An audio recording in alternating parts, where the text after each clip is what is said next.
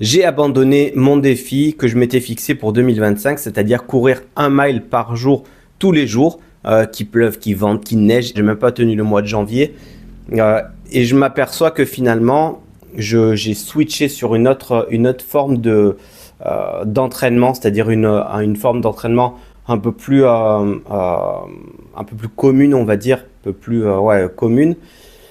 C'est-à-dire que je m'entraîne actuellement, si vous voulez regarder, ou alors je mets à l'écran mes entraînements Strava. Je fais plus des entraînements de entre 4 et 6 kilomètres par jour, 4 ou 5 fois par semaine. Voilà, ça fait que ça me laisse un peu un delta, ça me laisse un peu euh, quand j'ai des quand je peux pas y aller, quand je peux pas aller courir, ben, je me sens pas frustré en me disant putain, je me suis lancé ce défi et j'abandonne entre guillemets. Et du coup, moi, j'ai ce truc où quand j'abandonne une fois, après, bah, c'est facile d'abandonner d'autres fois. Tu vois, je pense qu'il y a beaucoup de personnes qui sont dans mon cas que si tu vas pas, tu vois, tu t'inscris à la salle pour au début d'année, les nouvelles résolutions. Du coup, tu vas pas à la salle pendant 3-4 jours, pendant une semaine. Et bah après, tu vas plus à la salle parce que tu te dis, bon, c'est bon, il m'est rien arrivé. Je suis pas allé à la salle, bah finalement, ça va, tout va bien. En fait, on s'aperçoit pas des effets à long terme. Parce que les effets à long terme, ils peuvent être aussi bien positifs si tu fais du sport régulièrement. Et ben, tu vois pas les effets du jour au lendemain. Tu vois les effets à long terme. Et si tu t'entraînes pas, si tu manges McDo tous les jours, bah, les effets ils sont pas du jour au lendemain non plus, ils sont à long terme. Donc en ce moment je cours, donc j'ai repris la course à pied depuis quelques semaines maintenant, pas longtemps, hein, à peu près 3 semaines, et je me suis lancé un objectif parce que je m'aperçois que j'ai besoin d'objectifs assez ambitieux pour quand même me pousser. C'est pour ça que je m'étais lancé cet objectif de courir 1 mile par jour, de courir tous les jours. C'était pour avoir une sorte d'objectif ambitieux, mais ça m'a pas assez titillé apparemment. Donc, premièrement, je me suis lancé l'objectif de courir fin août. Je crois que c'est le 30 août cette année. Ils n'ont pas lancé la date officielle.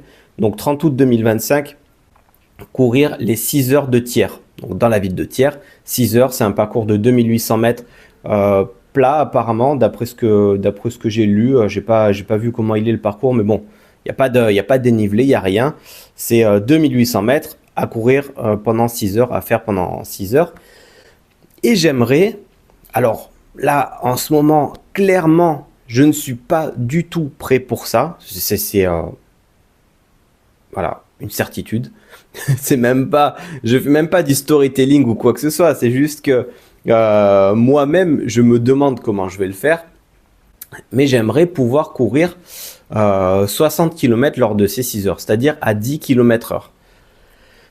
Honnêtement, ça va être compliqué. Ça va être très compliqué, je pense. Même si j'ai un passé de coureur quand même. J'ai couru le marathon en 3h09. Mais bon, à l'époque, j'avais 26 ans et j'étais entraîné quand même. Je m'entraînais régulièrement. J'avais quand même, ouais, j'avais la caisse, comme on dit. Et même en m'entraînant assez intensément, j'ai fait que 3h09, entre guillemets. Je voulais faire moins de 3 heures, mais bon, bref, c'est comme ça. Donc, euh, j'ai cet objectif de faire les 6 heures de faire 60 km pour les 6 heures. Je pense que ça va être très compliqué, mais voilà, je vais m'entraîner du coup, je vais pas faire là pendant au moins un bon mois, je fais pas du tout de fractionner, rien du tout. Le but, c'est d'arriver à faire une quinzaine de kilomètres, tu vois, en vraiment en tranquille, en endurance. Et quand j'arriverai à faire une quinzaine de kilomètres, à courir une quinzaine de kilomètres sans être fatigué, en étant bien, en pouvant parler, etc., à 10 km heure, là, je pourrais commencer à faire du fractionné. Je ne sais pas quand ça sera, mais voilà. Du coup, je me suis lancé après cet objectif là et j'ai un autre objectif un peu plus long terme. C'est long terme, mais c'est pas si long terme que ça. C'est dans 1 an et demi à peu près. J'aimerais en 2026 m'inscrire pour courir la diagonale des Fous à La Réunion. Donc c'est un trail. Et par contre, honnêtement, j'ai peur.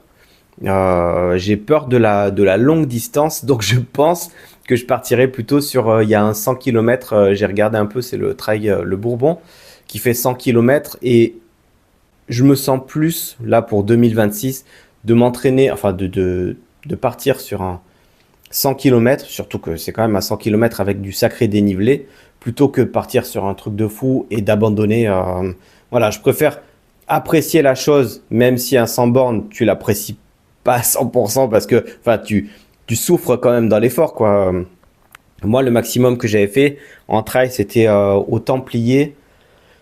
C'était en 2005, peut-être un truc comme ça, et j'avais couru 40 km. Donc, c'était déjà une distance qui faisait un peu mal aux pattes, mais là, j'imagine que 100 bornes à La Réunion, c'est un niveau différent. Et surtout que, encore une fois, je suis pas entraîné. Je regardais sur mon compte Strava la dernière fois, les 4 ou 5 dernières années, j'ai pas couru plus de 200 km par an. Je crois qu'il y a juste en 2019, ouais, bah, du coup ça fait plus que 5 ans, où j'avais couru 500 km, un truc comme ça dans l'année. Voilà pour cette vidéo. Je vous dis à la prochaine. Ciao.